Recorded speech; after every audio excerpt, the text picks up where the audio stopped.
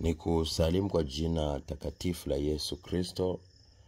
Mungu ametupa neema. Leo tuna ndoto inasema unapoota mwezi, labda unaona mwezi na una vidole vitatu, au unaona kuna mtu kwenye mwezi.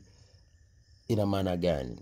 Mwezi ni ishara ya baraka, lakini vidole vitatu ina maana ni miezi mitatu, kwa sababu vidole vikiwa kwenye mwezi inaonesha ni miezi mitatu. Kwa hiyo mwezi kwenye ulimwengu wa roho unaweza kusimama baraka, lakini pia unaweza kusimama kama mwezi wako wa baraka unapoona hiyo ndoto inatokea.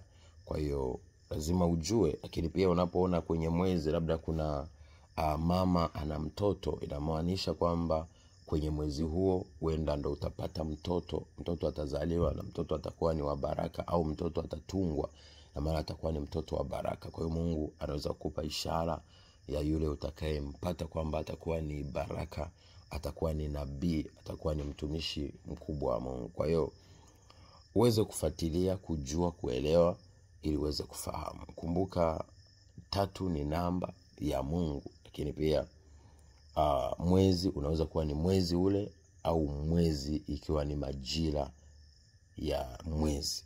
Kwa hiyo ni Mungu anamaanisha hicho kitu. Kwa hiyo ukiona ndoto za mwezi usipuuze, jua nini Mungu anamaanisha.